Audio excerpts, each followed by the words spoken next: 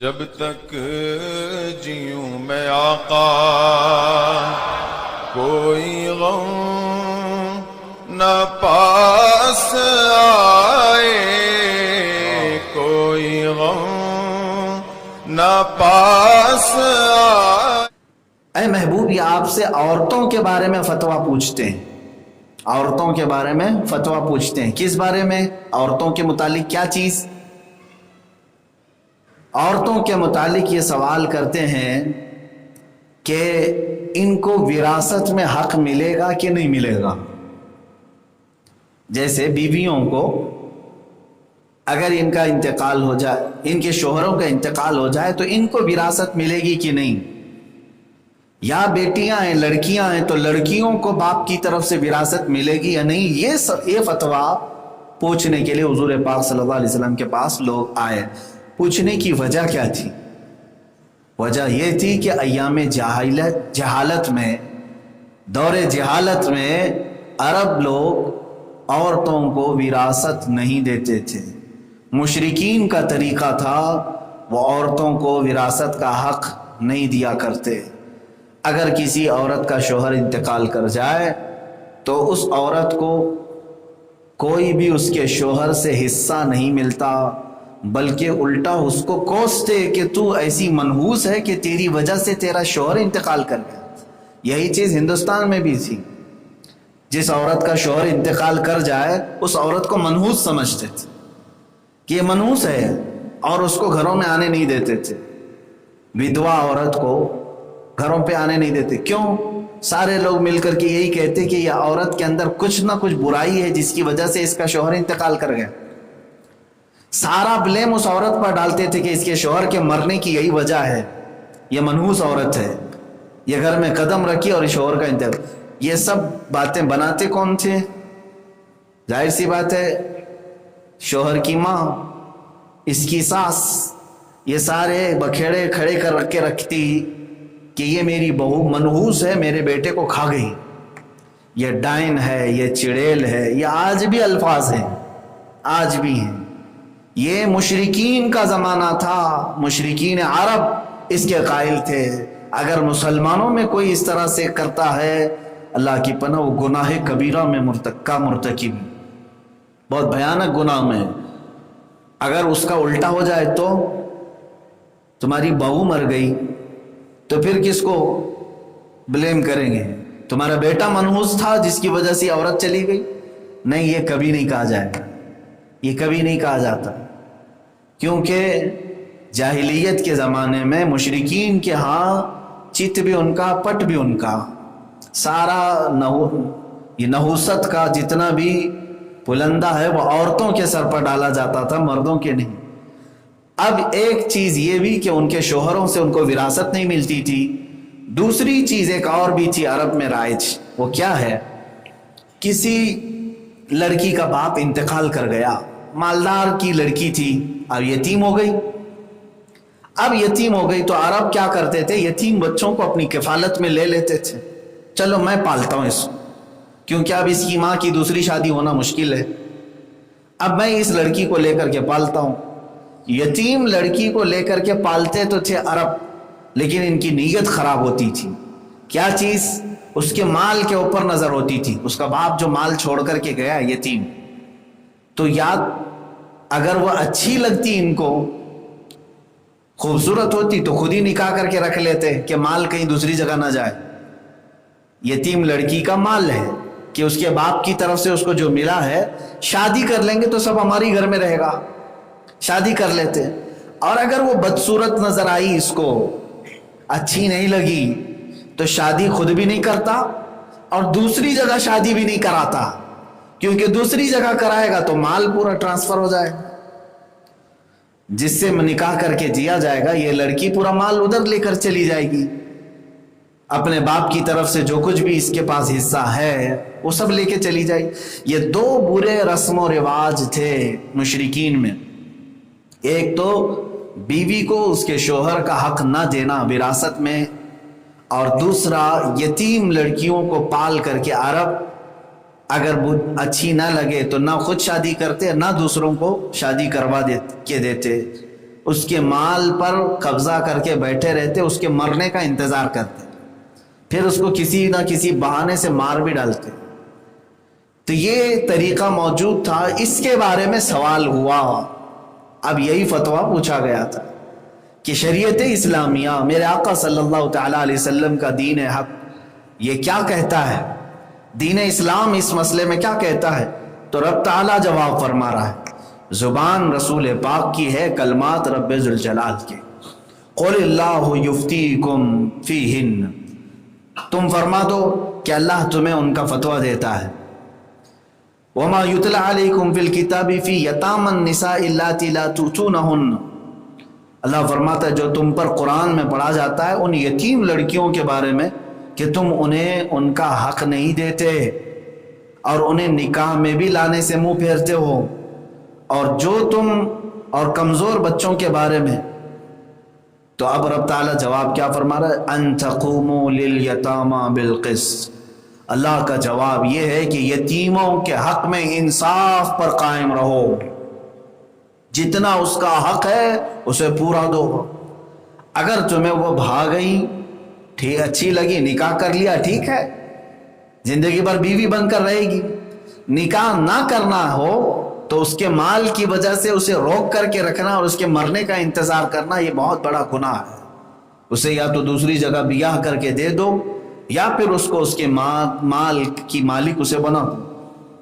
اللہ تبارک و تعالیٰ نے یہ چیزوں کے بارے میں جواب فرمایا۔ اب عورتوں کے بارے میں آگے اور آ رہا ہے، آگے کی آیت میں وَإِنِ امْرَأَةٌ خَافَتْ مِنْ بَعْلِهَا نُشُوزًا أَوْ إِعْرَاضًا فَلَا جُنَاحَ عَلَيْهِمَا أَنْ يُصْلِحَا بَيْنَهُمَا صُلْحًا، یہ الگ مسئلہ ہے، لیکن یہاں سے شریعت اسلامیہ نے عورت کو کیا حصہ دیا وہ سنیں۔ عورت دو طریقے کی وارث بنتی ہے، شوہر سے دو طریقے کی وارث بنتی ہے۔ اس کے شوہر کا انتقال ہو گیا تو شوہر کے انتقال کے وقت یا تو اس کی اولاد ہوں گی یا نہ ہوں گی۔ اولاد تھی تو الگ حصہ ہے، اولاد نہیں تھی، بالکل نہیں تھی تو الگ حصہ ہے۔ کیا ہے؟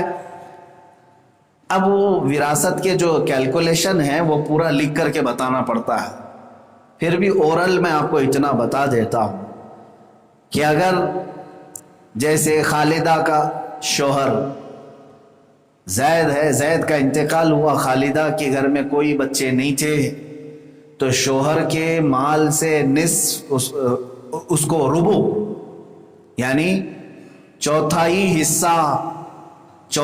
حصے کی وہ مالک ہوگی اس کی وراثت میں۔ اور اگر اس کی اولاد تھی، زید کی کوئی اولاد اس سے تھی، تو زید کے انتقال کے بعد اس کی بیوی کو 8واں حصہ ملے گا، اس کو سمن کہتے ہیں۔ تو دو حالتیں ہو گئی، یا تو ربع چوتھائی حصہ ملنا ہے یا پھر 8واں حصہ ملنا ہے۔ 8واں حصہ یعنی شوہر انتقال کے وقت 80,000 روپے چھوڑ کر کے گیا تھا، 80,000 روپے چھوڑ کر کے گیا تھا، تو اس کا 8واں حصہ کتنا ہوگا؟ 10,000 روپے۔ تو یہ سمن کہلاتا ہے، یہ بیوی کا حصہ ہے۔ اولاد اگر ہے زید کی تو پھر ربع ہے، کتنا ہوگا؟ 20,000 ہو جائے گا، اس کا ڈبل ہو جائے گا۔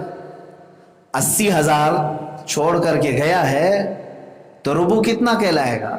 چوتھائی، 20,000، صحیح ہے۔ اور اگر اولاد ہے تو سمن 10,000۔ یہ تو میں ایک ایگزامپل دے رہا ہوں، ایسا نہیں ہے کہ آپ لے کر کے بیٹھ کر کے پورے مال میں 8واں نکال دیں گے، چوتھا نکال دیں۔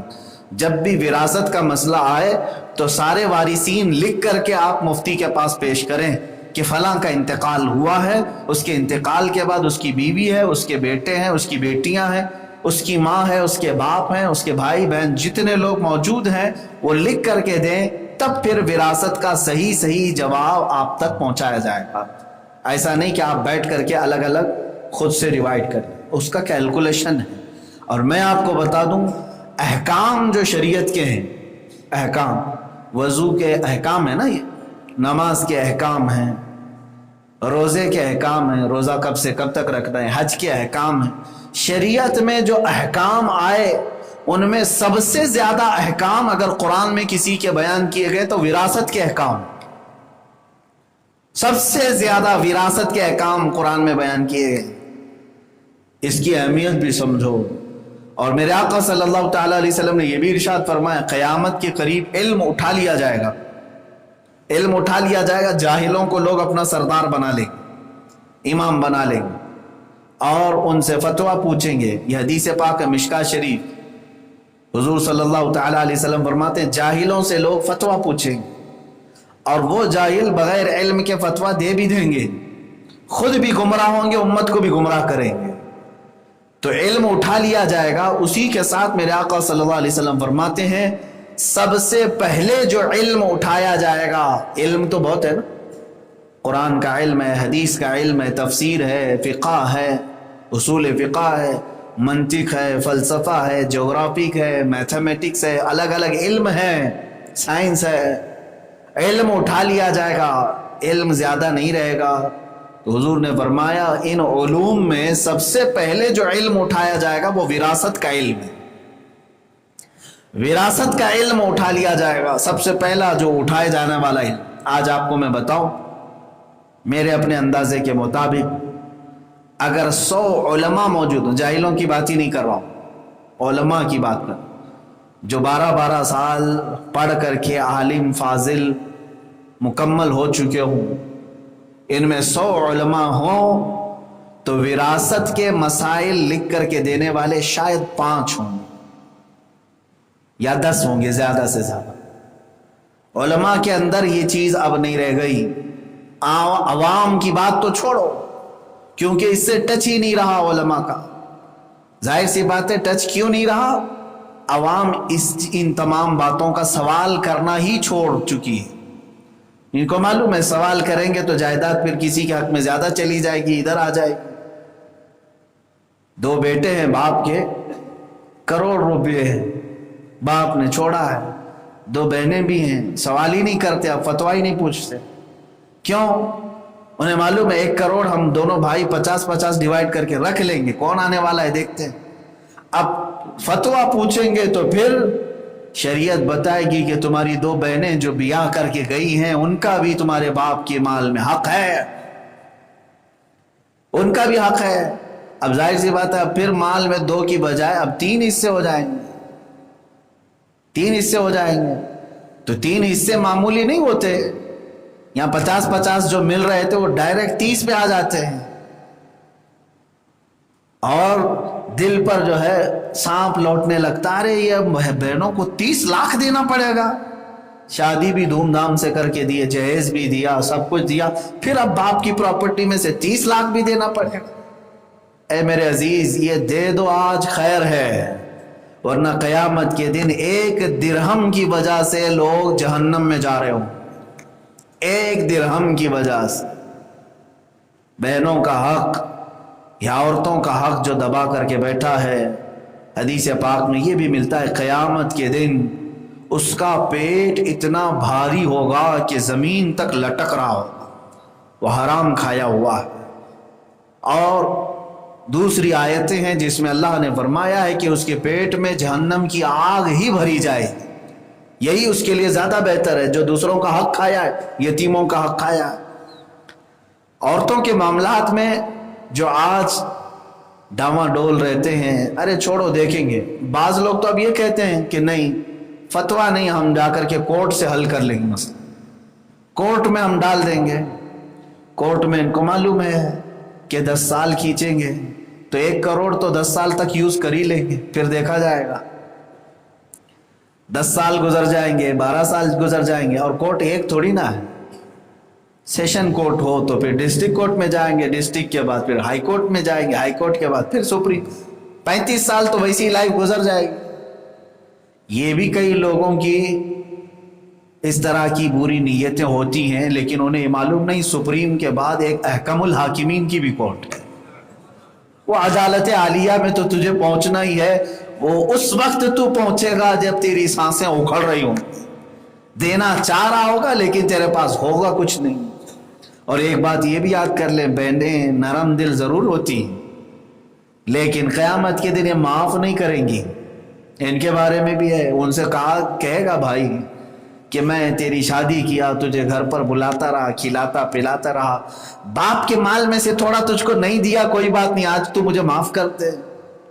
وہ بہنیں کہیں گی نہیں، آج تو معاف کرنے کا کوئی دن ہی نہیں ہے، مجھے میرا مال نہیں چاہیے تھی، میرے باپ کا تو کھایا سو کھایا، مجھے تو آج تیری نیکیاں چاہیے، اس کے بدلے میں نیکیاں دے دے، جو کچھ بھی دنیا میں تھی پوری اٹھا کر کے دے دی جائیں۔ اور اگر نیکیوں سے کوڑا تھا، کچھ بھی نہیں تھا، تو وہ بہنیں اپنے گناہ اٹھا کر اس پر ڈال دیں گی، کم سے کم بوجھ تو ہلکا ہو جائے گا، اور اس دن وہ گناہوں کا انبار اٹھائے ہوئے دوزخ کی طرف جا رہا ہوگا۔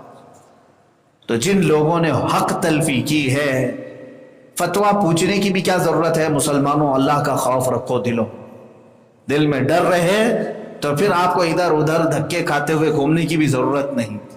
لوگ پھر کچھ ایسے بھی چالاکی کرتے، کہیں ایک شوشہ نکل جائے، 1 لاکھ تو بچ جائے کسی دوسرے فتوے سے، ہاں 2 لاکھ روپے بچ جائیں کسی اور ایک فتوے سے، معاذ اللہ رب العالمین۔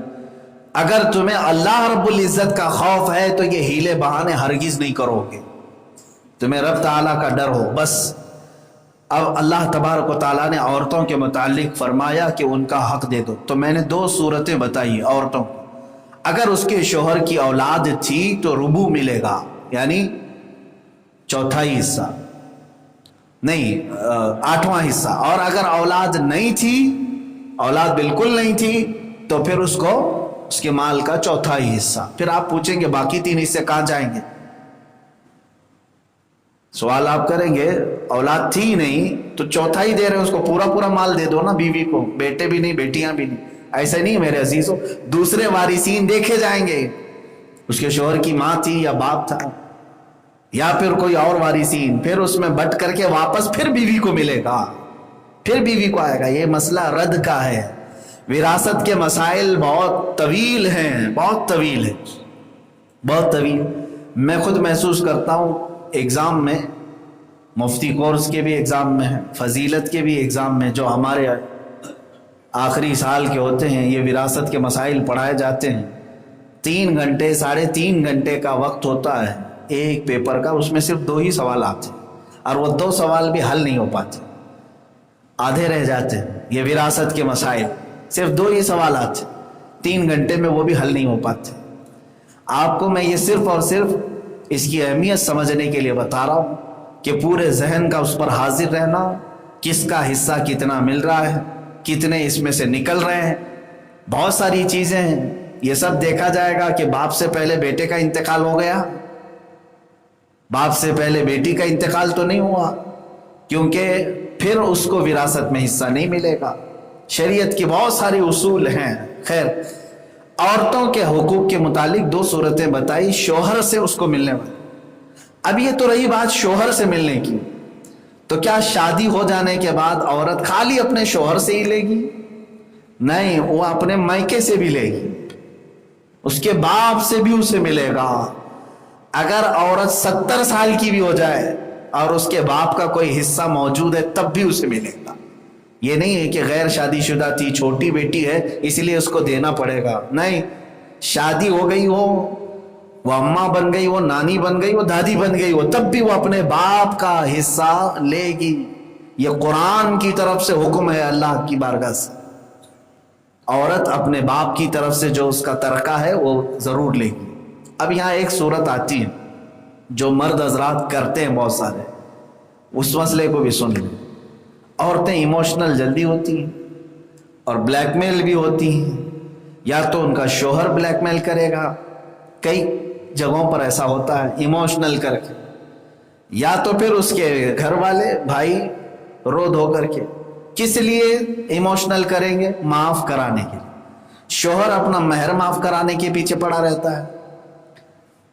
شوہر اپنا مہر وہ ہوتا بھی کتنا ہے، پہلے کے دور میں اکثر یہی ہوا، اکثر لوگ، اب تو الحمدللہ نکاح کے وقت ہی لوگ دے رہے ہیں، اچھی بات۔ پہلے اکثر لوگ مہر معاف کرانے کے چکر میں ہی ہوتے تھے، ارے میری بیوی معاف نہیں کرے گے تو پھر کہاں جائے گی، اس کو رہنا ہے نا اب ساتھ میں، تو یا تو اس کو پیار و محبت میں لے کر کے اس کو مہر معاف کرانا، یا پھر میکے والے بھائی رو دھو کر کے کہ ہم نے شادی میں بڑا خرچہ کیا، تجھے اچھے سے اچھا گھر دیا، ہمارے بھی بال بچے ہیں, چھوڑ دو یہ مال. تو چھوڑ کر کے آ گئی, بھیا کے لیے ٹھیک ہے کوئی بات نہیں, میرا بھائی میرے جگر کا ٹکڑا ہے, معاف کر. یہ معاف کرنے کا رواج کیا ہے؟ اسی میں اور ایک معاف کرنے والی بات بھی آتی ہے, جیسے انتقال کے وقت دودھ بخشانے والا ایک مسئلہ ہوتا ہے. بہت سارے لوگوں میں ہوتا ہے کہ اگر بیٹے کا انتقال ہو گیا تو ماں سے پوچھتے ہیں کیا تو نے دودھ معاف کر دیا, دودھ معاف کر دیا. یہ بھی چیزیں ہوتی ہیں. تو یہ عورتوں سے جو معاف کرایا جاتا ہے, اس کی کیا حیثیت ہے؟ اصل شریعت اسلامیہ میں کیا ہے میرے عزیزو؟ تینوں صورتیں ناجائز ہیں. مہر معاف کرانے والا بھی دینے کی طاقت تھی, اس کے باوجود اس کو مہر دینے سے وہ منع کیا, یا پھر کسی طرح اسے ایموشنل کر کے اسے معاف کرایا. اللہ تو تمہارے دل کے ارادوں کو جانتا, اللہ جانتا ہے. اور عورت کیوں معاف کر رہی ہے؟ وہ بطیب خاطر نہیں, دل کی خوشی سے نہیں معاف کر رہی ہے. اسے معلوم ہے معاف کرنے کے علاوہ اس کے پاس کوئی چارہ ہی نہیں ہے. اگر یہی 5,000 7,000 کے مہر کو لے کر کے وہ سوچتی ہے کہیں کھٹ پٹ شروع ہو گئی تو پھر زندگی لمبی ہے شوہر کے ساتھ, پھر کائے کے لیے کڑواہٹ لوں, معاف کر دو. ہے کتنا 5-7 ہزار, مہینے کا خرچہ تو دے ہی رہا ہے, سب کچھ دلا ہی رہا ہے. یہ سوچ کر کے عورت اسے اس کا مہر معاف کرتی ہے. ایک صورت یہ بھی ناجائز کی. اور جو وراثت میں اس طرح سے بٹنے سے پہلے اپنی بہنوں کو کہہ دیتے ہیں ابا کا حصہ اتنا اتنا تھا, تمہارے حصے میں بھی 2-2 لاکھ آ رہے ہیں, اگر تم اپنے بھائیوں کے لیے ان کے بچوں کے لیے چھوڑ دو تو ٹھیک ہے, یا چلو 2-2 لاکھ آ رہے ہیں 20-25 ہزار لے لو خوشی سے. دونوں کو ایک ایک گفٹ دے دیا اور کہا معاف کر دو اپنے بھائیوں. یہاں پر بھی وہ عورت دباؤ میں آ کر کے کہ اس کو میکے سے اپنا تعلق برقرار رکھنا ہے کہ بھائی ہیں اور ماں باپ کا کمایا ہوا ہے, صحیح کہہ رہے ہیں, یہ شادی میں خرچہ بھی کیا ہے انہوں نے, اسی لیے میں چھوڑ دیتا ہوں. یہ معاف کرنا بھی ان کے لیے جائز نہیں, عورتوں کو یہ معاف کرنا بھی جائز نہیں. اور اس طرح کے معاف کرانے کا کوئی طریقہ ہے ہی نہیں شریعت. تیسرا بھی میں بتا دوں, یہ دودھ بخشوانے کا معاملہ بھی بالکل غلط ہے. ماں اگر کہہ بھی دے کہ میں نے دودھ معاف کر دیا تو یہ اس کی اخلاقی ذمہ داری کے اخلاقی طور پر وہ کہہ رہی اپنے بیٹے سے رضا کے لیے, ورنہ دودھ پلانا ماں کا حق ہے. قرآن پاک میں اللہ نے فرمایا والوالدات یرضعن اولادهن حولین کاملین, ماؤں کے اوپر یہ ذمہ داری ہے کہ وہ اپنے بچوں کو 2 سال دودھ پلائیں. نہیں پلائیں گی اور اگر بچہ قیامت کے دن اللہ کی بارگاہ میں مقدمہ کرے گا تو الٹا ماں پکڑی جائے گی. ماں دودھ پلا رہی ہے, یہ اس کا حق ہے بچے کا, کیونکہ اللہ تبارک و تعالیٰ نے تیرے سینے میں دودھ رکھا. ہاں یہاں وہ لوگ, وہ عورتیں برا نہ سمجھیں جو اپنے بچوں کو کسی وجہ سے جلدی چھوڑا دی. قطرہ 2 قطرہ بھی اگر پیا ہے تو ماں نے اس کو دودھ پلایا. یہ اور بات ہے کہ کوئی 6 مہینے پلائے, کوئی 4 مہینے پلائے, کوئی سال بھر پلائے, لیکن بچے کا حق 2 سال تک پلانے کا ہے. اگر اس میں مدت میں کمی کرتی ہے ماں اور بچے کی طبیعت پر کچھ فرق نہیں پڑتا تو کوئی حرج نہیں, کوئی حرج نہیں. لیکن یہ جو سلسلہ ہے ہمارے علاقے میں اکثر ہوتا ہے, اگر چھوٹا بچہ انتقال کر گیا یا کوئی جوان بیٹا ماں موجود ہے تو اس کو جنازے سے اٹھانے سے پہلے پوچھتے ہیں دودھ بخشا تم نے, دودھ معاف کیا تم نے؟ وہ عورت کہتی ہے کہ ہاں میں نے دودھ معاف کیا. یہ طریقہ اسلام میں کوئی ہے ہی نہیں. یہ 3 صورتیں بتایا, شوہر مہر معاف کرا رہا ہے, بھائی وراثت میں سے جائیداد معاف کرا رہے ہیں, اور یہاں بیٹے ماں سے دودھ معاف کرا رہے ہیں. سارے معاف کرانے کے طریقے عورت کے اوپر ہی ہیں, عورت کے اوپر ہی ہے. تم بھی عورت کو کچھ معاف کر دیتے, تم بھی عورت کو کسی جگہ پر معاف کر دیتے. ہاں اب طریقہ کیا ہے بھائیوں کے لیے میں بتاتا ہوں. وراثت اس سے معاف کروانا ہے تو پہلے اس کے 2 لاکھ جو بنتے وہ دے دو اس کے ہاتھ میں, جو اس کا حق ہے اسے دے دو. دینے کے بعد اگر وہ قبضہ کر لی اپنے ہاتھ میں, پھر وہ اپنے دل سے تمہیں 1 لاکھ دے, 2 لاکھ دے, 1.5 لاکھ دے, جتنا دے دے, یہ تمہارے لیے جائز. دیا بھی نہیں, ابھی حصہ نکالا بھی نہیں, اس سے پہلے معاف کرا رہا ہے, یہ طریقہ جائز نہیں. یہ طریقہ جائز نہیں۔ اسی طرح مہر کے متعلق، تم نے مہر باندھا تھا 7,000 روپے اس عورت کے ہاتھ میں پکڑا دو کہ یہ تمہاری مہر ہے، 10,000 ہے، یہ تمہارا مہر ہے، عورت اسے قبول کر لی، وہ مالک ہے، اس میں اور 3,000 بڑھا کر کے بھی اگر تم کو چاہے تو ہدیہ دے سکتی ہے واپس، کوئی حرج نہیں، ہدیہ پھر دے سکتی ہے، لیکن مہر دیا ہی نہیں اس سے پہلے معاف کرا رہا ہے، اس میں تو بڑا سخت حکم ہے۔ مہر نہ دینے کی نیت رکھا تو زندگی بھر زنا کا گناہ کیا، مہر حق شرع ہے۔ تو ان مسائل کو ضرور یاد رکھیں میرے عزیزو۔ اب جو قرآن پاک میں جن کے متعلق آیا ہے وہ یتیم بچیوں کے بارے میں، یتیم لڑکیاں جو نابالغ ہوتی تھیں، ان سے عرب کیا کرتے تھے، باپ کی وراثت لے کر کے بیٹھی ہے لڑکی، یتیم ہے، اب اس کو کوئی عرب لے کر کے پالتا تھا، اس کی نیت کیا ہوتی تھی، اس کا مال پورا میں لے لوں گا۔ اب اس کا مال لینے کے لیے یا تو پھر اس سے شادی کرتا تھا، شادی کرے گا، بیوی بن کر رہے گی، مال پورا اس کے پاس رہے، اور اگر شادی اس کو نہیں کرنا ہے تو ایک کام اور کرتا تھا۔ وہ کیا کرتا تھا، دیکھ بیٹی میں تجھے کب سے پالا ہوں، تیرا باپ تو دنیا سے پہلے ہی رخصت ہو گیا، 8 سال 10 سال میں نے تیری پرورش کی، لہٰذا وہاں بھی ایموشنل کرتا ہے، لہٰذا تیرے باپ سے جو جائیداد ملی ہے نا وہ سب میرے نام کرتے، تو رہنا تو میرے ہی گھر میں ہے نا، میری ہی چھت کے نیچے رہنا ہے۔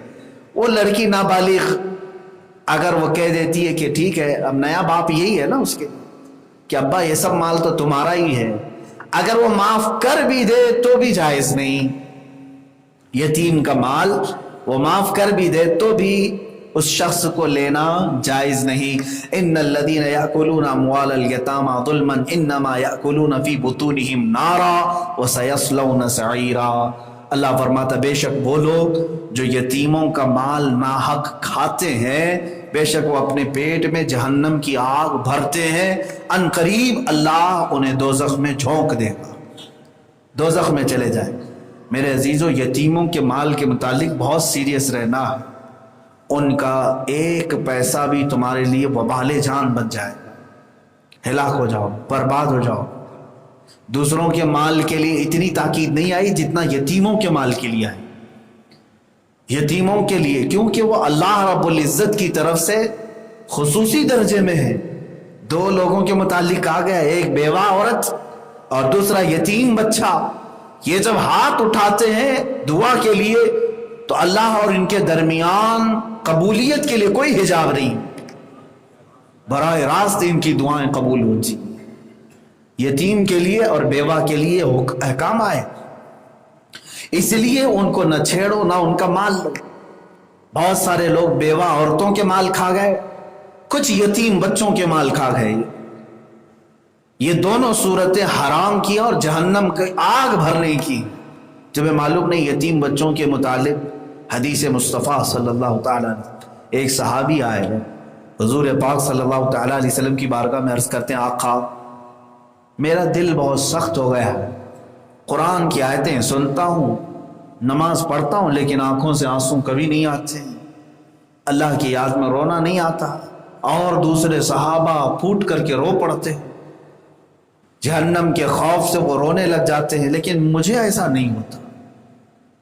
جس کو ایسا ہوتا ہو اس کے لیے علاج میرے آقا نے کیا، حضور پاک صلی اللہ تعالیٰ علیہ وسلم نے اس صحابی سے فرمایا، دیکھو جاؤ کوئی یتیم بچہ ہو تو اسے لے لو اور اس کے سر پر شفقت کے ساتھ ہاتھ پھیرو، اللہ تمہارا دل نرم فرمائے گا۔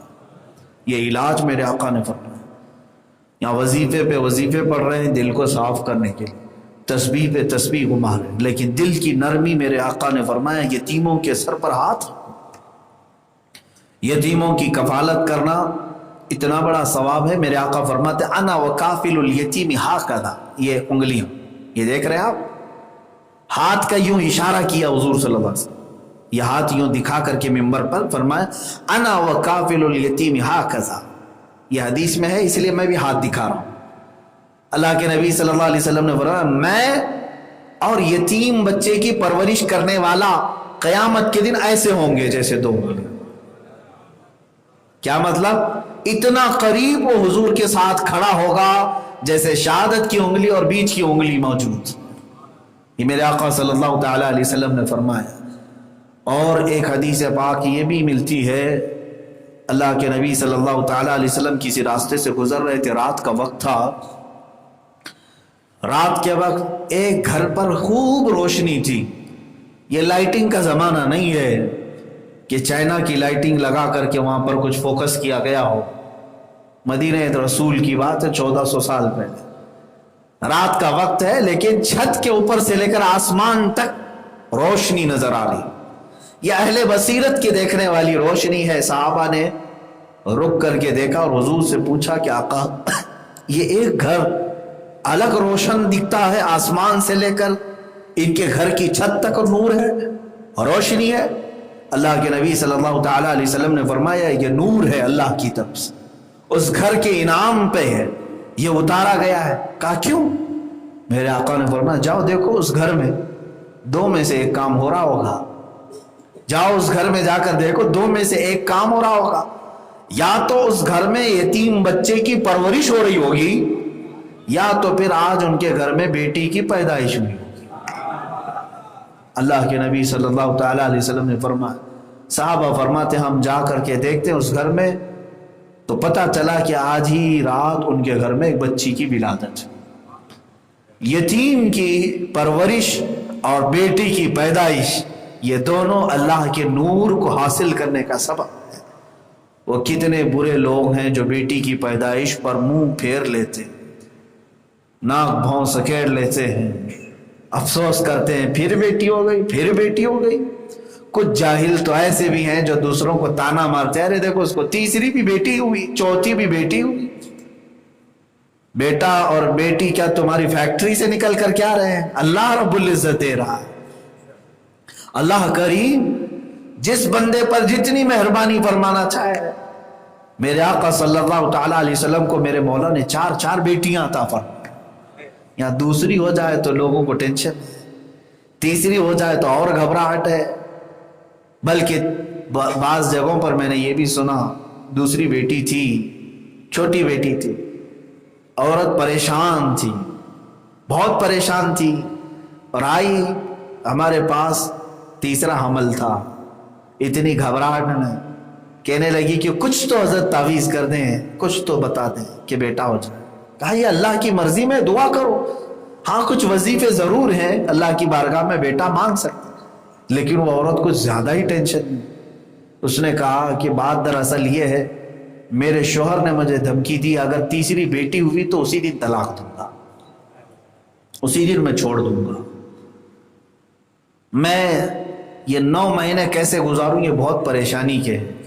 یہ کئی جگہ کے معاملات ہیں میرے سے، بلکہ ایک بہت بڑے شخص کو میں ایسا بھی جانتا ہوں پرسنلی طور پر، وہ شریعت کے معاملات میں بہت آگے پیچھے رہنے والے، باشرح، بلکہ لوگوں کو بہت سارے دم دعا تعویذ بھی کرنے والے، واللہ عالم مولانا ہے یا نہیں معلوم نہیں، لیکن ہزاروں لوگوں کو دعا کرتے ہیں، تعویذ بھی دیتے ہیں۔ کئی لوگ آتے ہیں ان کے پاس الگ الگ چیزوں کے لیے، ان کو خود 3 بیٹیاں ہیں، پہلی ہوئی، دوسری ہوئی، تیسری ہوئی، اور وہ صاحب کہہ رہے تھے کہ دوسری سے ہی وہ عمل کر رہے ہیں بیٹے کے لیے، وہ خود بھی اپنی بیوی پر جو عمل کرنا ہے بیٹا ہونے کے لیے وہ بھی کر رہے ہیں، تب بھی نہیں ہوئی، عمل فیل ہو گیا۔ تیسرے مرتبہ پھر انہوں نے بیٹے کے لیے کچھ وظیفہ کیا، عمل کیا، وہ بھی فیل ہوا۔ اور حیرت کی بات یہ ہے کہ بہت سارے لوگ ان سے تعویذ لے کے جاتے ہیں بیٹوں کے لیے، بیٹیوں کے لیے، وہ خود دوسروں کو لکھ کر کے دیتے ہیں۔ اور تیسری جب بیٹی ہوئی تو اس شخص کی ایک بات مجھے بہت بری لگی، اپنی بیوی کو چھوڑ دیا اور دوسری شادی کر لیا، دوسری شادی کر کے لے آیا اور اس کے ساتھ گھومتا رہا، پھرتا رہا۔ میں نے اس سے پکڑ کر کے ایک ہی بات پوچھی تھی، کیا اب تجھے گارنٹی ہے کہ یہ دوسری والی سے لڑکا ہی ہوگا؟ یہ گارنٹی ہے؟ اور اگر اس کو بھی وہی ہوا تو کیا کرو گے؟ کہا وہ دیکھا جائے گا۔ اتفاق کی بات ہے ابھی پچھلے سال خبر ملی کہ اس سے بھی بیٹی ہوئی۔ تم اللہ رب العزت کی قانونی اور اس کے دستور سے چھیڑ چھاڑ نہ کرو. رب تبارک و تعالیٰ نے تمہیں جو دیا ہے کیا وہ کم ہے؟ مجھے ایک اور حکایت ملی تھی. ایک بہت بڑے کروڑ پتی شخص کا انتقال ہوا تھا. 4 بیٹے تھے اس کے، ایک بیٹی تھی. 4 بیٹے، ظاہر سی بات ہے جب جنازہ اٹھا رہے تھے تو اتنا بڑا کروڑ پتی شخص تھا کہ 4 بیٹوں کے حصے میں جو وراثت آئی تھی وہ خود کروڑوں کی تھی. ایک ایک بیٹے کو تقریباً 40 کروڑ کا مال، جائیدادیں سب آئی تھی. اور جنازہ جب اٹھانے کے لیے نماز کے بعد لوگ آئے، اچانک ایک قبیلے والے، ایک خاندان والے آئے. انہوں نے بھرے مجمع میں اعلان کیا کہ یہ صاحب جن کا انتقال ہوا ہے ان پر ہمارا قرضہ ہے، ہمارے ان کے ساتھ ڈیل ہوئی تھی، لین دین ہوا تھا، تو ان کے بیٹے وغیرہ اگر ان کی ساری چیزیں ہیں تو ہمارا حساب کتاب کر. وہ آئے، 1000 2000 لاکھ 2 لاکھ کی بات ہو تو الگ بات ہے. ان لوگوں نے 1.25 کروڑ کا مطالبہ کیا. یہ ریئل بات میں آپ کو بتا رہا ہوں، کوئی لطیفہ نہیں ہے، حقیقت میں 1 کروڑ 25 لاکھ کا انہوں نے مطالبہ کیا اور اپنی حساب کتاب بتایا. لڑکے جو تھے انہوں نے کہا ابھی تو ہمارے باپ کی وراثت بھی نہیں بٹی، فلاں چیزیں ہیں، ابھی تو حساب کتاب ہونا ہے. ظاہر سی بات ہے وارثہ بٹھایا جاتا ہے، بہت سارے معاملات طے ہونے ہیں، آپ لوگ بعد میں دیکھ لیجئے. وہ ضد پہ آ گئے کہ اگر یہ جنازہ چلا گیا تو پھر ہمارے 1.25 کروڑ کا کون ذمہ دار. ہنگامہ ہونے لگا. جنازے میں ہی بہت بڑے حویلی کا مالک یہ شخص. تو پھر اچانک جنازے کے پاس ایک خاتون آئی، آ کر کے اس نے کہا کہ اس کا جو کچھ بھی ہے حساب کا، جنازہ مت اٹھاؤ، حساب کا. حساب کرایا گیا. وہ عورت اپنے زیورات، اپنے کچھ جائیداد کے پیپر سب لے کر کے وہاں بیٹھی. 1.25 کروڑ کی قیمت اس نے وہیں ادا کی. اور جو خاندان والے، جو قبیلے والے ہر جانے کا مطالبہ کرنے آئے تھے وہ سب لے لیے زیورات اس نے. اور اس کے بعد جنازہ اٹھا. لوگوں نے پوچھا یہ خاتون کون ہے؟ کہا یہ اس کی تنہا بیٹی تھی، یہ اس میت کی بیٹی تھی جس کو شادی کر کے تو دے دیا، لیکن باپ نے یہ کہا تھا، اللہ کی باپ نے کہا تھا کہ میری جائیداد میں میری بیٹی کا کوئی حصہ نہیں، جو کچھ بھی دینا تھا میں نے اس کی شادی میں دے دیا، جو کچھ بھی دینا تھا میں نے اس کی شادی میں دے دیا. یہ میرے 4 بیٹے ہیں، یہی میری فیکٹری بھی چلائیں گے، میری کمپنی کے بھی یہی مالک ہیں، گھر کے اور کھیتوں کے جائیداد کے یہی مالک ہیں. باپ نے یہ وصیت کی تھی اور بیٹی بھی اس بات پر راضی تھی کہ ٹھیک ہے. وہ بھی ایک اچھے گھر پر شادی ہو کر گئی تھی. اس نے کہا مجھے اس میں کوئی حرص نہیں، باپ نے جو فیصلہ کیا میرے 4 بھائیوں کے لیے ٹھیک ہے، اچھا ہے. وہ راضی برضا تھی. لیکن جنازہ اٹھنے سے پہلے اسی خاتون نے، اسی بیٹی نے اپنے زیورات پورے اپنے باپ کے قرضے کے لیے دیے اور یہ کہا کہ میری شادی میں میرے ابا نے مجھے یہ ہار پہنایا تھا، مجھے فلاں زیور دیا تھا، آج ان کے جنازے کے لیے کیا میں یہ زیور نہیں دے سکتی؟ عزیزان گرامی وقار، یہ وہ لوگ ہیں جو بیٹیوں کے پیدا ہونے پر اپنے بھویں الٹی کر لیتے ہیں، چہرہ بگاڑ لیتے ہیں. تمہیں معلوم نہیں کہ تمہاری محبت بیٹیوں کے دلوں میں اللہ کتنی رکھا. کئی ایسے ہیں جو باپ آج بھی بستروں پر تڑپ رہے ہیں، ان کے بیٹے اپنی بیویوں کو لے کر رفو چکر ہو گئے ہیں. بیٹی اپنے سسرال سے تھوڑا سا وقت نکال کر کے اپنے بوڑھے باپ کے پاس آتی ہے، اسے روٹی کھلاتی ہے اپنے ہاتھ سے، پھر شام میں واپس چلی جاتی ہے. کیا یہ ہزاروں گھروں کے رواج نہیں ہے؟ یہ سب حالات دیکھنے کے باوجود بھی بیٹیوں کے ساتھ ظلم کا معاملہ نہ کرو. وہ تمہارا کچھ نہیں کھاتی اور نہ تمہارا کچھ لے کر جاتی. جس دن وہ تمہارے گھر آئی 10 دروازے مولا نے الگ تمہارے لیے کھولے ہیں، تمہارے رزق کے الگ دروازے کھولے. اور بلکہ یہاں تک فرمائے گا شادی کر کے وہ کسی کے گھر میں آتی ہے تو وہ دلہن جس گھر میں آئی اس دن رزق کا اس کے گھر میں بھی الگ دروازہ کھولا. تمہارا اپنا کیا کھا رہی ہے اور رب تبارک و تعالیٰ کی طرف سے اپنا رزق لے کر کے آ رہی ہے. تو عورتوں کے معاملے میں اس قدر ہلکا پن، اور اس کو میں کہتا ہوں ذلیل لوگ ہیں وہ جو صرف جائیداد اور مال کے ہوس میں ان کمزور مخلوق کے ساتھ ظلم کرتے ہیں۔ اللہ تعالیٰ نے تمہارے ہاتھ کے نیچے انہیں رکھا ہے۔ میرے عزیزو، اللہ کے حبیب صلی اللہ تعالیٰ علیہ وسلم نے بھی یہ ہمیں اپنی زندگی پاک میں بتا دیا کہ پوری کائنات میں یہ اصول ہے، یہ دستور ہے کہ نسل سب کے بیٹوں سے چلتی ہے، لیکن میرے مصطفیٰ کی نسل ان کی بیٹی سے چلتی ہے۔ میرے آقا صلی اللہ تعالیٰ علیہ وسلم کی لخت جگر سیدہ کائنات فاطمہ الزہرا رضی اللہ تعالیٰ عنہا سے چلی، اور تمہیں معلوم ہے حضور پاک صلی اللہ تعالیٰ علیہ وسلم کا جو کچھ بھی مشقت کا زمانہ تھا، اس زمانے میں حضرت فاطمہ کیا کرتی تھی؟ سیدہ فاطمہ الزہرا رضی اللہ تعالیٰ عنہ اپنے باپ کے ہر بوجھ کو اٹھانے کے لیے روزانہ دعا کرتی تھی۔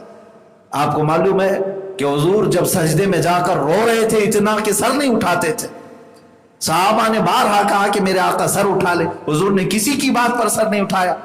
اپنی بیٹی فاطمہ الزہرا آئی اور کندھے پر ہاتھ رکھ کر کے اتنا کہا، اے اللہ کے نبی، آپ اپنی امت کے لیے رو رہے ہیں، اپنی امت کی بخشش کے لیے رو رہے ہیں؟ فاطمہ آپ کی بیٹی آپ سے یہ وعدہ کرتی ہے جب تک زندہ رہے گی کوئی رات نہیں سوئے گی، آپ کی امت کے لیے دعا کرے گی۔ میرے آقا اپنا سر اٹھا لیتے ہیں، اپنی بیٹی کے ایک بات پر میرے آقا نے سجدے سے سر اٹھایا۔ اندازہ کرو میرے عزیزو، سیدہ کائنات فاطمہ الزہرا رضی اللہ تعالیٰ عنہا نے جو اشعار لکھے ہیں وہ میں پڑھ بھی نہیں پاتا ہوں، اکثر میں نے کوشش کیا لیکن جذبات بھر آتے ہیں۔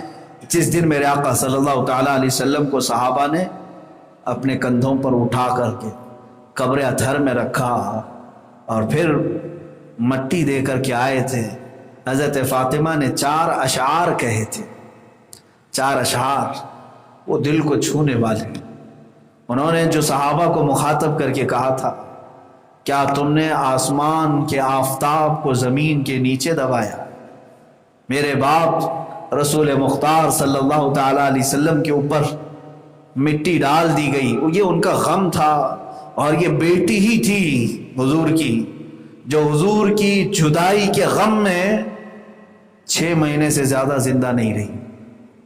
حضور کی وفات ربیع الاول شریف کو ہوئی۔ ربیع الاول شریف میں ایک روایت میں 12 اور ایک میں 13 ربیع الاول کو حضور کی وفات ہوئی۔ ربیع الاخر، جمادی الاول، جمادی الاخر، رجب، شعبان اور رمضان میں حضرت فاطمہ کا انتقال۔ حضور کی عمر تو 63 سال کی تھی، سیدہ کائنات فاطمہ الزہرا 30 سال کی بھی بہاریں نہیں دیکھی۔ حضور پاک صلی اللہ تعالیٰ علیہ وسلم کی وفات کے غم میں وہ دنیا سے گئی ہیں، اور کوئی بیماری نہیں تھی حضرت فاطمہ، کوئی بیماری نہیں۔ باپ کا درد جو بیٹیوں کے اندر ہوتا ہے وہ سب کے اندر نہیں ہوتا۔ آج ہمارے پاس بھی ہم نے دیکھا ہے ان کی تڑپ، ان کی آہیں، ان کی دعائیں، ان کی سسکیاں جو بیٹیاں اپنے باپ کے لیے کرتی۔ ارے وہ بیاہ کر کے دوسرے گھر میں چلی گئی، وہاں پر بھی سجدے میں اپنے ماں باپ کے لیے دعا کرتی رہتی۔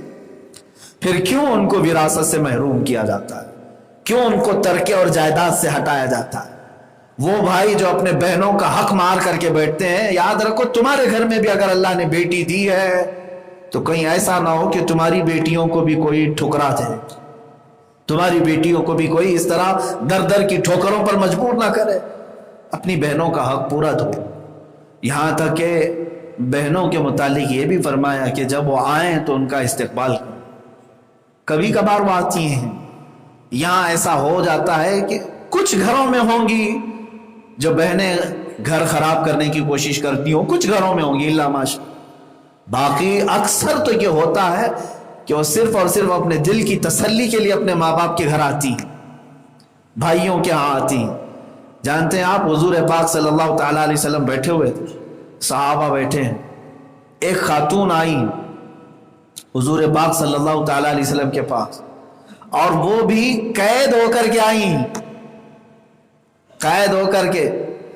ایک جنگ ہوئی تھی، اس جنگ کے بعد اپوزٹ والے سب حضور کی بارگاہ میں، ایک خاتون اس میں آگے آئی، حضور کے پاس بڑھ کر کے اس نے کچھ کہا، اللہ اکبر، میرے آقا صلی اللہ تعالیٰ علیہ وسلم اپنی چادر بچھائے وہ بیٹھ گئی. اس کے بعد کہا ہے میرے صحابہ مال غنیمت کچھ ہے؟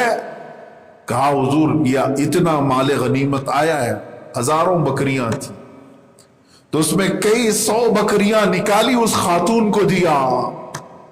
کہا اے خاتون یہ میں تجھے مالک بناتا ہوں, لے جا.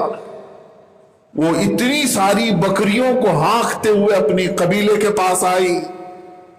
اس کے قبیلے نے پوچھا ہم تو قیدی تھے نا, جنگ میں پکڑے ہوئے لوگوں کو کوئی مال دیتا ہے, کوئی بکریوں سے نوازتا ہے؟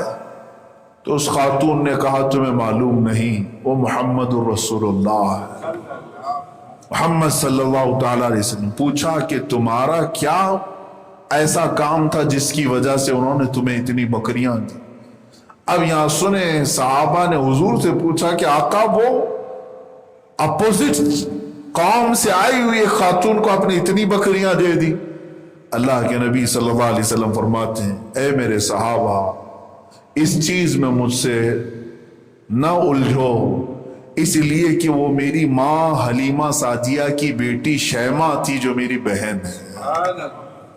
وہ میری بہن ہے, سگی بہن نہیں ہے, سگی بہن نہیں. حضور کی کوئی سگی بہن نہیں, نہ کوئی سگا بھائی. آپ اکلوتے ہیں حضرت بی بی آمنہ سے, لیکن جن کے گھر میں حضور 2 سال دودھ پیے, ماں حلیمہ سعدیہ, ان کی ایک بیٹی تھی ان کے شوہر سے, شیمہ, جو بچپن میں میرے آقا کو گود میں لے کر کے آتی تھی اور رات کے وقت بیٹھ کر کے کھلاتی تھی, اور بکریوں کے ساتھ بھی حضرت شیمہ حضور کے ساتھ جاتی تھی. وہ عمر میں بڑی تھی. حضور پاک صلی اللہ علیہ وسلم کو اپنا وہ زمانہ یاد آیا, یہ میری اپنی بڑی بہن ہے, بڑے زمانے کے بعد آئی, تو کیا میں اس کے اعزاز میں کچھ بکریاں نہیں دے سکتا؟ یہ رحمت عالم صلی اللہ تعالی علیہ وسلم ہے جنہوں نے دودھ شریک بہن کو بھی گھر آنے کے بعد خالی ہاتھ جانے نہیں دیا, بلکہ اس کو جو ملا اتنا نواز کر کے دیا. یہاں کچھ لوگوں کے متعلق سنا ہے, بہن آئے تو ہانڈیاں ڈھانک دو, گھر میں سامان چھپا دو کہ اس کی نظر پڑے گی, پتہ نہیں سب لے کر کے نہ چلی جائے, کھا کر کے نہ چلی جائے. اگر اس کا دل رکھنے کے لیے تم نے کچھ ایک دن کھلا بھی دیا تو میرے عزیزو اس کا بہت بڑا اجر اللہ کی طرف سے تمہارے لیے ہے. بہرحال آیت کریمہ میں یتیم بچیوں کے لیے, عورتوں کے لیے اور بہنوں کے لیے اللہ تعالیٰ نے فرمایا ان تقوموا, تم قائم رہو یتیموں کے معاملے میں بالقسط, انصاف کے ساتھ, انصاف کے ساتھ قائم رہو.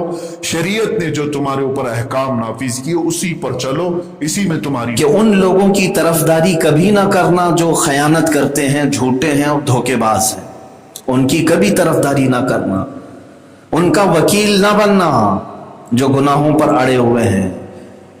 مجرموں کا وکیل بننا گناہ ہے, جرم معلوم ہونے کے باوجود. بے قصور اگر کوئی جرم میں پھنسایا گیا ہے تو اس کا وکیل بنے, اس کی سفارش کرے, لیکن جس کا ظلم ظاہر ہے, جس کا گناہ معلوم ہے, اس کی وکالت کرنا گناہ کبیرہ ہے. یہ آیت کس لیے نازل ہوئی, اس کا شان نزول کیا ہے؟ رسول پاک صلی اللہ تعالی علیہ وسلم سے رب تعالیٰ یہ فرما رہا ہے کہ خیانت کرنے والے, دھوکہ باز, جھگڑالو لوگوں کی طرفداری کبھی نہ کریں. حضور صلی اللہ علیہ وسلم کو رب تعالیٰ فرما رہا ہے خیانت کرنے والوں کی طرفداری نہ کریں, ان کے وکیل نہ بنیں. اور مومنین کو بھی اللہ تعالیٰ فرما رہا ہے ایسوں کی طرفداری کبھی نہ کرنا. معاملہ یہ ہوا تھا, مدینے میں ایک شخص تھا طعمہ بن ابیرق نام کا. طعمہ اس کو کہا جاتا, اس کا لقب بشر تھا, بشر سے وہ مشہور تھا. طعمہ نام اس کا تھا, مسلمان تھا, لیکن کیسا مسلمان؟ جو صرف ظاہر میں مسلمان تھا اور اندر سے وہ کافری تھا, منافق جس کو کہتے ہیں. لیکن منافق معلوم نہیں پڑتے جلدی, کون منافق ہے کون مومن ہے, اس کا فیصلہ عام لوگ کر نہیں سکتے, کیونکہ یہ دل کے اندر چھپی ہوئی بات ہے, اور یہ نبی ہی جان سکتے ہیں جو دلوں کے حالات سے بھی باخبر ہے. تو یہ جو طعمہ نام کا شخص تھا مدینے کا, یہ بڑا پرانا چور تھا, چوری کرنے کی اسے عادت تھی. اور لت پڑی ہوئی تھی، جس کو کہتے ہیں عادت نہیں لت پڑی ہوئی ہے، اور یہ لت جو ہے جاتی نہیں۔ تو چوری کی جو لت پڑی ہوئی تھی، کئی مرتبہ اس کو لوگوں نے پکڑا بھی تھا اور یہ مشہور ہو گیا تھا۔ ایک مرتبہ ہوا یہ کہ مدینے میں اس کے پڑوسی تھے قتادہ بن نعمان، وہ بھی مومن تھے، صحابی تھے، ان کے گھر میں اس نے چوری کر لی۔ رات کے وقت گیا، ایک تھیلا اٹھایا جس میں آٹا تھا اور ایک زرہ بھی تھی۔ زرہ کہتے ہیں لوہے کا لباس جو مہنگا ہوتا تھا، جنگوں میں پہنا جاتا تھا۔ یہ دونوں چوری کر کے یہ طعمہ شخص جو ہے اٹھا کر نکلا۔ کس کے گھر سے؟ قتادہ بن نعمان کے گھر سے۔ اتفاق ایسا تھا کہ وہ تھیلا تھوڑا سا پھٹا ہوا تھا اور اس میں سے آٹا گر رہا تھا۔ اب یہ تھیلا اٹھا کر کے چلتا رہا، آٹا راستہ بناتا رہا۔ پھر یہ شخص، یہ چور جو ہے ڈائریکٹ اپنے گھر نہیں لے گیا، یہ چوری کا سامان ایک یہودی جو اس کا دوست تھا پرانا، اس کے گھر رات کو گیا اور امانت کے طور پر رکھ آیا کہ یہ میرا پرسنل سامان ہے، میں تیرے پاس امانت کے لیے رکھتا ہوں۔ تو اس یہودی نے، پرانی دوستی تھی، رکھ لیا۔ وہ یہودی تھا، اس کے گھر میں آٹے کا تھیلا اور یہ زرہ وہ امانت کے طور پر رکھ لیا۔ دوسری جب صبح ہوئی تو مدینہ طیبہ میں حضور پاک صلی اللہ تعالیٰ علیہ وسلم کا زمانہ ہے۔ وہ حضرت قتادہ بن نعمان، ان کے گھر میں معلوم ہو گیا کہ چوری ہوئی ہے، آٹا بھی غائب ہے، زرہ بھی غائب ہے۔ تو لوگوں نے آواز شور مچایا کہ چوری ہو گئی، گھر میں چوری ہو گئی۔ تو پہلا خیال اسی طعمہ کا ہی جاتا تھا، جب چوری ہوتی تھی تو مشہور چور تھا۔ تو اس سے کہا گیا، اس کو بلا کر کے کہ تو نے چوری تو نہیں کی؟ اس نے کہا بالکل نہیں، میں نے چوری ہرگز نہیں کی، قسمیں کھایا۔ اس کے بعد قتادہ بن نعمان کے گھر والوں نے کہا کہ ہمارے گھر میں سے جو چوری ہوئی وہ آٹا ہے۔ آٹا کہاں تک گیا؟ وہ قدموں کو ڈھونڈتے ہوئے آٹے کی جو لکیر پڑی ہوئی تھی وہ پہنچ گئے وہ یہودی کے گھر تک، جہاں یہ آٹا اور زرہ امانت کے طور پر رکھا ہوا تھا۔ تو اس یہودی سے باز پرس کرنے لگے کہ ہمارے گھر سے ایک تھیلا غائب ہے۔ تو زور زبردستی ہوئی تو اس یہودی کے گھر پر چھاپا مارا لوگوں نے، اس کے گھر میں وہ آٹے کا تھیلا بھی ملا، زرہ بھی ملا۔ اس یہودی کو پکڑ لیا گیا کہ تو ہمارے گھر سے چوری کیا ہے۔ تو اس یہودی نے کہا ہرگز نہیں، میں نے کوئی چوری نہیں کی، کل رات طعمہ میرے گھر آیا تھا اور یہ سامان امانت رکھ کے گیا ہے۔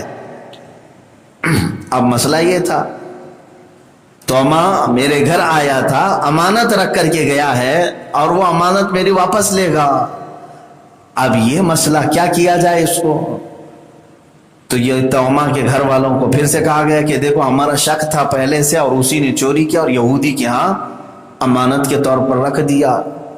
کہا کہ نہیں، چلو یہ فیصلہ بارگاہ رسالت مآب صلی اللہ علیہ وسلم میں کرتے ہیں، حضور پاک صلی اللہ تعالیٰ علیہ وسلم کے پاس لاتے ہیں۔ تو طعمہ نے کہا کہ در حقیقت پہلے میں گناہ کرتا تھا، مشہور ہو گیا، اس لیے یہودی اپنی چوری کو میرے اوپر ڈال رہا ہے، یہ خود چور ہے اور ایسا چور ہے کہ اپنی چوری کو میرے اوپر ڈال رہا ہے، کیونکہ میں پہلے سے اس کام میں پکڑا گیا تھا تو لوگ شک کریں گے، حالانکہ میں مومن ہوں، میں مسلمان ہوں، میں پرہیزگار ہوں۔ اس نے اتنی بڑی بڑی باتیں کی اور اس کی باتوں پر اس کے پورے خاندان والے بھی حمایتی بن کر کے آ گئے، کس کے؟ طعمہ کے۔ اور جب خاندان والے کھڑے ہو گئے تو مدینے کے اکثر مسلمان بھی اس کی حمایت میں آ گئے کہ ایک مسلمان اسلام لانے کے بعد توبہ کر چکا ہوتا ہے، وہ رسول پاک صلی اللہ علیہ وسلم کے پیچھے نمازیں پڑھ رہا ہے، اس پر چوری کی تہمت لگانا غلط ہے، جبکہ آٹا اور زرہ یہودی کے گھر سے ملا ہے، سامان اس کے گھر سے ملا ہے، تہمت اس پر کیوں لگا رہے ہو؟ یہودی کی بات کوئی نہیں سن رہا تھا۔ یہودی کے گھر والے اور دوسرے لوگ اس کی حمایت میں تھے، کہہ رہے تھے کہ ہمارا یہ بھائی چوری نہیں کرتا، یہ طعمہ ہی ہے جو آیا تھا۔ کافر تو کافر ہے یہودی، اب طعمہ کے لیے پلس پوائنٹ کیا تھا؟ مسلمان ہونے کا وہ فائدہ اٹھا رہا تھا۔ اور اپنی چوری کے الزام کو اس پر ڈالا. گھر والوں کو بھی نہیں معلوم, کسی کو بھی نہیں معلوم یہ چور ہے. اپنی حمایت میں کئی مسلمانوں کو لے لیا, یہاں تک کہ حضور صلی اللہ علیہ وسلم کے پاس پہنچا. حضور نے پوچھا تو اس نے اللہ کی قسم بھی کھا لیا, اللہ کی قسم کھا لیا. کہا کہ جو کچھ بھی قسمیں آپ اٹھائیں میں اٹھاتا ہوں. تو اماں کی قسم ہو گئی. دوسری طرف چوری کا سامان یہودی کے گھر سے ملا ہے. فیصلہ کیا کیا جائے؟ چوری کی کوئی ثبوت توما کے ہاں نہیں مل رہے. صرف ایک یہودی کے کہنے پر توما کو چور تو نہیں بولا جائے گا, جبکہ چوری کا سامان اس کے گھر میں ملا ہوا ہے. تو سارے لوگوں نے کہا یہودی چور ہے. وہ ہیں چور لیکن اس وقت نہیں تھے. آج بھی یہودی چور ہی ہیں, لیکن اس معاملے میں وہ چور نہیں تھا. تو سارے لوگوں نے کہا وہ چور ہے اور چوری بھی کیا. دوسرا بڑا گناہ کیا کیا اس نے؟ ایک مسلمان پر چوری کی تہمت لگایا. دو گناہ کیا ہے اس نے.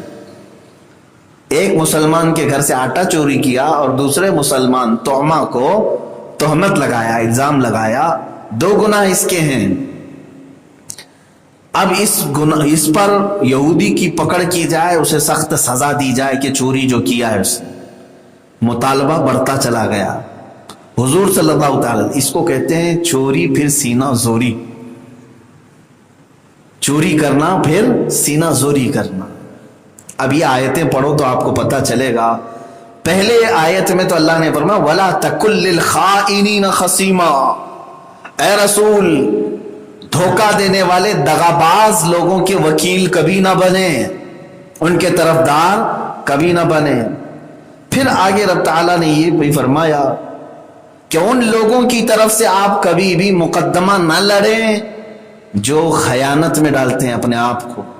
بے شک اللہ خیانت کرنے والوں کو کبھی پسند نہیں فرماتا, جھوٹ بولنے والوں کو پسند نہیں فرماتا. اب ہوا یہ کہ اب مسئلہ دیکھا گیا تو یہودی چور ثابت ہو رہا تھا اور یہ بری نظر آ رہا تھا. حضور پاک صلی اللہ تعالی علیہ وسلم نے کوئی فیصلہ نہیں فرمایا, نہ اس کے حق میں نہ اس کے حق میں, خاموشی اختیار کی. تھوڑی ہی دیر کے بعد آیت کریمہ نازل ہوئی. اللہ تعالیٰ نے اپنے رسول صلی اللہ علیہ وسلم کو اس پورے واقعے کی اطلاع دے دی کہ یہ جھوٹ بولا ہوا ہے اور اپنے جھوٹ پر پردہ ڈال کر کے اپنے گناہ کو دوسرے کے سر ڈالتا ہے. جب آیت آ گئی تب رسول کریم صلی اللہ تعالی علیہ وسلم نے ارشاد فرمایا کہ توما جھوٹ بولا ہے اور چوری اسی نے کی ہے, یہودی چور نہیں ہے. اب سب صحابہ فوراً سہم گئے اور اس کے بعد حضور نے فرمایا لہٰذا چوری کی سزا ہاتھ کاٹنا ہے, توما کے ہاتھ کاٹے جائیں گے. بظاہر مسلمان تھا وہ. حضور صلی اللہ تعالی علیہ وسلم نے فرمایا اچھا منافق کو پہچاننے کا طریقہ بھی آپ کو میں بتا دوں. اگر وہ گناہ کرے اس کو اسلامی سزا بتا دو کہ تیری یہ سزا ہے, پھر دیکھنا کہ اسلام پر رہتا ہے کہ نہیں رہتا ہے. جو دل کا کوڑ ہے وہ نکل جاتا ہے. حضور صلی اللہ تعالی علیہ وسلم نے فرمایا کہ چور کی سزا اسلام میں ہاتھ کاٹنا ہے, لہٰذا توما کے ہاتھ کاٹے جائیں گے. رات کو حضور نے یہ فیصلہ فرمایا, صبح سے پہلے توما اسلام ہی چھوڑ کر بھاگ گیا. کہا کہ میں ایسا اسلام ہی نہیں مانتا, کافر ہو گیا, مرتد ہو گیا. اور کہاں گیا؟ مکہ چلا گیا. مکہ پہنچا تو وہاں کافروں نے اس کو بڑی عزت کے ساتھ رکھا, ہمارا بھائی آیا ہے, اس لیے کہ چور کا بھائی چوری ہوتا ہے. تو چوروں نے اس کو پناہ دے دی. وہ سارے کفار و مشرکین نے اس کو بڑی عزت کے ساتھ رکھا کہ محمد صلی اللہ تعالی علیہ وسلم کا ایک سپاہی ہمیں مل گیا. وہ حقیقت میں سپاہی تھا ہی نہیں, منافق کبھی رسول کا وفادار ہوتا ہی نہیں. حضور کا وہ سپاہی کیا بنتا. تو اسلام سے برگشتہ ہو کر کہاں پہنچا؟ اپنی اصل میں پہنچ گیا, جہاں کا وہ اصل تھا. یعنی کفر دل کے اندر تھا, اب ظاہر ہو گیا. لیکن ایک بات یاد رکھیں, کچھ لتیں ایسی ہیں جو چھوٹتی نہیں. مکہ میں رہا, ایک دن وہاں مکہ میں ہی ایک گھر میں چوری کر دیا. جنہوں نے پناہ دی تھی ان کے گھر میں ہی چوری کیا. اب جیسے ہی وہاں چوری ہوئی لوگوں کو پتا چلا کہ تہمہ یہاں آ کر کے بھی چوری کیا ہے. یاد رکھنا جو رسول کا نہیں ہوتا وہ کسی کا نہیں ہوتا, وہ کسی کا نہیں ہوتا. جو تیرے در سے یار پھرتے ہیں در بدر یوں ہی خار پھرتے ہیں. اعلیٰ حضرت نے فرمایا ہے مکہ والے جنہوں نے پناہ دیا تھا ان کے گھر میں چوری کیا. سب لوگ جمع ہوئے خان قبیلوں والے کہ یہ تو ڈینجر آدمی ہے, مدینے میں بھی چوری کر کے آیا تھا, یہاں ہمارا گھر ہی لوٹ لیا. تو دوسرے دن اس کا فیصلہ ہونے والا تھا, رات کو ہی نکل کے بھاگ گیا, مکہ سے بھی بھاگا. یہی تہمہ. بھاگتے ہوئے راستے میں قافلہ ملا, جو مسافر قافلہ تھا کہیں جا رہا تھا, اس نے ڈھونگ رچا ہے, کہا کہ میں غریب مسافر ہوں, میں تمہارے ساتھ سفر کرنا چاہتا ہوں, مجھے ساتھ لے لو. اس قافلے والوں نے اس کی درد بھری داستان سنی اور اس کو اپنے ساتھ لے لیا. قافلہ چلتا رہا سفر پر, اور ایک رات قافلے والوں کی چوری کر لیا. کسی کا پیسہ مار لیا یا کچھ مال قافلے میں سے ہی چوری کر لیا. اسلام یوں ہی سزا نہیں دیتا, کینسر کے پھوڑے کو ختم کر دینا ہی بہتر ہے, ورنہ یہ جراثیم کئی لوگوں کو اپنے ساتھ لے لیتے. دیکھیں ایک جگہ ہاتھ کاٹنے کی سزا اسی لیے رکھی گئی ہے تاکہ دوسرا کبھی اس گناہ کی طرف آگے نہ بڑھے. قافلے میں چوری کیا لیکن لوگوں نے اب تیسری مرتبہ نہیں بچا. قافلے والوں نے پکڑ لیا رنگے ہاتھوں اور اس کو بہت مارا, یہاں تک کہ مارتے مارتے اس کو ہلاک کر دیا, ختم کر دیا. ایک روایت میں تو یہ ہے کہ وہ بھاگتا ہوا ایک گھر کی طرف گیا جہاں سے دیوار گر گئی اس کے سر کے اوپر, سر پہ پتھر گرا, پھر قافلے والوں نے اس کو کچل کر کے ختم کر دیا, مر گیا. اسلام میں رہنے والا, مدینہ طیبہ میں آباد, میرے آقا صلی اللہ تعالی علیہ وسلم کے پیچھے نمازیں پڑھنے والا, دل کا نفاق بہت بری موت مارتا ہے. دنیا میں بھی اس کے لیے ذلت ہے اور آخرت کے لیے قرآن کہتا ہے ان المنافقین فی الدرک الاسفل من النار, بے شک منافقین دوزخ کے سب سے نیچے طبقے میں رہیں گے, ان کے لیے بہت سخت وعید ہے. اب یہ ہلاک ہو گیا, ختم ہو گیا, اس پر یہ آیتیں آئی. اللہ رب العزت ارشاد فرماتا ہے ایسے لوگوں کی وکالت ہرگز نہ کریں جو جرموں پر اتراتے ہیں, گناہ کرتے ہیں اور اس پر ڈھیٹ بنے رہتے ہیں. ایسوں کیا ہے, نہ وکیل بنے نہ طرفدار بنے نہ ان کی حمایت کریں. یہ آیتیں ہیں میرے عزیزوں. اب یہاں پر ایک آیت یہ بھی میں نے تلاوت کی, اللہ تعالیٰ نے یہ تمام مومنین کے لیے فرمایا یستخفون من الناس ولا یستخفون من اللہ وهو معهم. یہاں رب تعالیٰ فرماتا ہے آدمیوں سے, لوگوں سے چھپتے ہو, اللہ سے نہیں چھپتے جبکہ وہ تمہارے ساتھ ہے. لوگوں سے ڈرتے ہو, اللہ سے نہیں ڈرتے, وہ تمہارے ساتھ ہے. جب تم راتوں میں فیصلے کرتے ہو اللہ تمہارے ہر قول کو سن رہا ہے, تمہارے ہر کام کو گھیرے ہوئے ہے. یہ آیت کیوں نازل ہوئی؟ اس کا بھی شان نزول اسی سے ملتا ہے. یہ جب معاملات چل رہے تھے یہ تہمہ کے, تو کئی دن تک تفتیش چل رہی تھی. تفتیش کا مطلب ہوتا ہے انویسٹیگیشن ہو رہا تھا. حضور پاک صلی اللہ تعالی علیہ وسلم سب کو لگائے ہوئے تھے کہ صحیح راستے تک پہنچیں کہ حقیقت میں چور کون ہے, چور کون ہے. اس وقت اس تہمہ نے کیا کیا تھا جانتے ہیں؟ اپنے خاندان والوں کو اور مدینے کے کئی مومنین کو ایک رات جمع کیا. جمع کر کے اس نے کیا کہا کہ فیصلہ ہونے والا ہے, میں کل حضور صلی اللہ تعالی علیہ وسلم کے پاس کھڑا رہوں گا, میں مسلمان ہوں, میں جب وہاں کھڑا ہوں گا حضور مجھ سے پوچھیں گے تو میں اللہ کی قسم کھاؤں گا, اور یہودی بھی اگر قسم کھائے گا تو حضور مسلمان کی بات کو ایکسپٹ کریں گے, یہودی کی بات کو نہیں تسلیم کریں گے, وہ کافر ہے, میں مسلمان ہوں. لہٰذا تم سب مل کر کے میرے نیکیوں کی گواہی دینا کہ تہمہ بڑا پرہیزگار آدمی ہے, مسلمان ہے, نمازی ہے, تم سب میری اچھائیوں کی حضور صلی اللہ تعالی علیہ وسلم کے پاس وکالت کرنا. سب نے کہا کہ ہاں بالکل تم مسلمان ہو, ہم ایک مسلمان کو ضائع ہونے نہیں دیں گے. اور یہودی کی برائیاں ہم گنائیں گے. یہ رات کو فیصلہ ہو رہا تھا ان کے آپس کے درمیان، ابھی حضور کے پاس پہنچے نہیں. پھر رسول کریم صلی اللہ تعالی علیہ وسلم کے پاس جب سب لوگ آئے اور یہ قسم کھایا، پھر اللہ نے اپنے رسول کو اس کے واقعے کی اطلاع دی کہ یہی گنہگار ہے، تو حضور صلی اللہ تعالی علیہ وسلم نے فیصلہ صادر فرمایا، یہودی چور نہیں، یہی طعمہ چور ہے. وہ مسلمان تھا بظاہر، پھر بھی حضور نے حق فیصلہ فرمایا. یہ نہیں کہ میری جماعت میں ہے ہمارے پیچھے نماز پڑھتا ہے، حق کا فیصلہ فرمایا. اور اللہ تعالیٰ نے ان تمام لوگوں کو تنبیہ کرنے کے لیے یہ آیت نازل فرمائی جو رات کے وقت اس کے گناہ کی پردہ پوشی کے لیے وکالت کی ذمہ داری لے رہے تھے. اللہ نے فرمایا لوگوں سے چھپ کر کے تم فیصلے تو کر لو گے. رب تعالیٰ فرماتا ہے اللہ سے نہیں چھپتے، وہ تمہارے ساتھ، وہ تمہارے ساتھ. اب آگے کی آیت میں پڑھ رہا ہوں، سنیں. اللہ فرماتا ہے اے آگاہ ہو جاؤ اے لوگو، دنیا کی زندگی میں تو تم ان کی طرفداری کر سکتے ہو، قیامت کے دن ان کی طرف سے اللہ سے کون جھگڑا کرے گا؟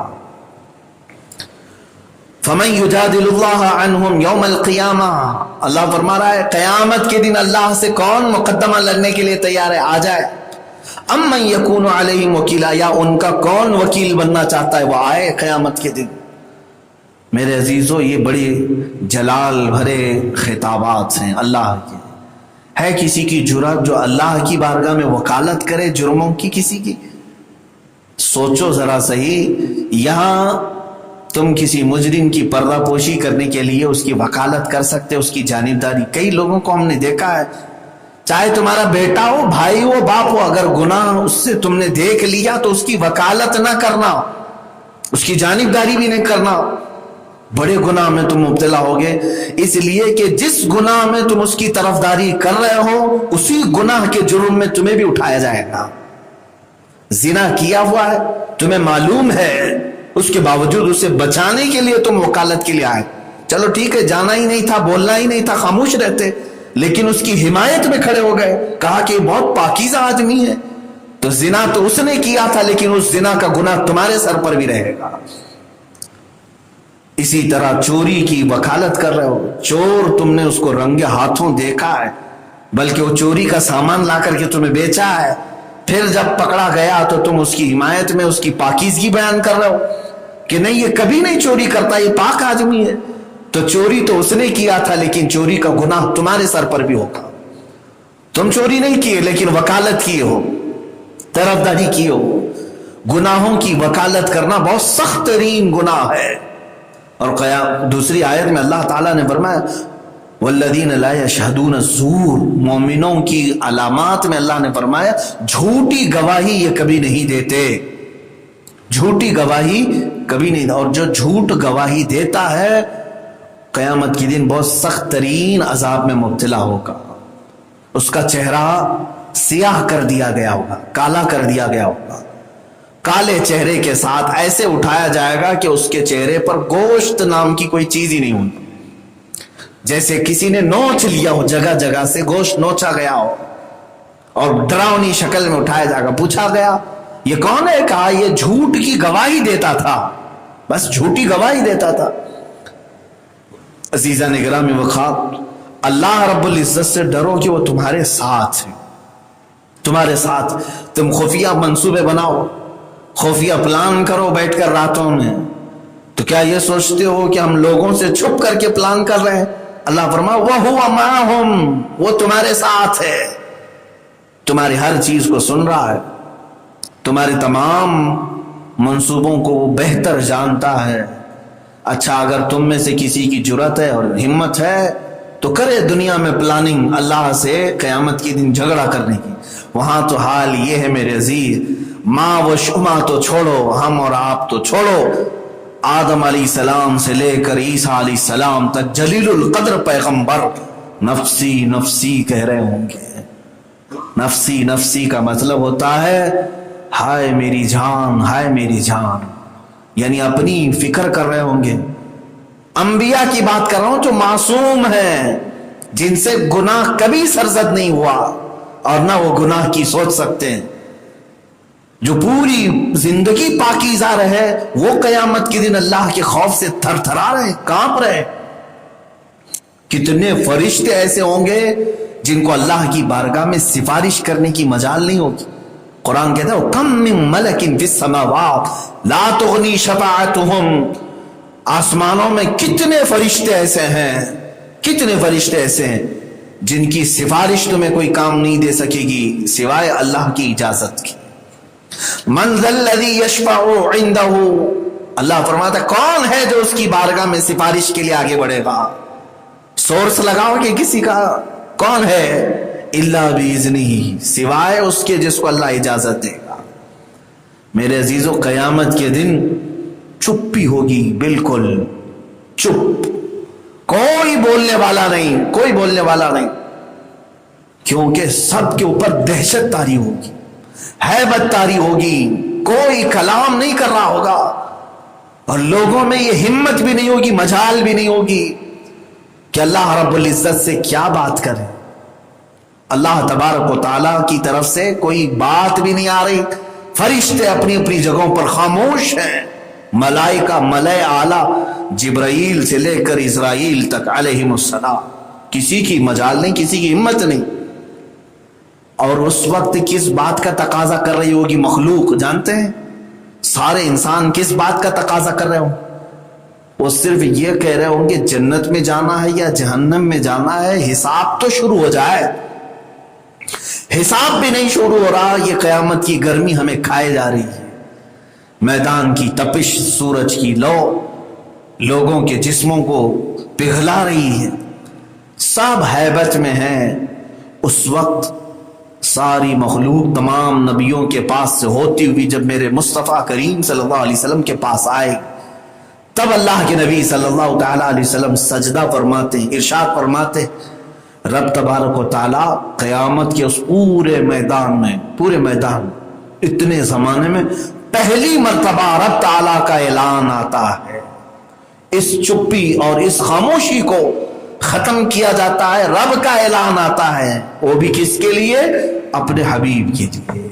رب تعالیٰ فرماتا ہے ارفع رأسک یا محمد، اے محمد صلی اللہ علیہ وسلم آپ اپنا سر اٹھائیں، اب آپ کو اجازت دی جا رہی ہے، آپ جس کی سفارش کریں گے وہ قبول کی جائے گی۔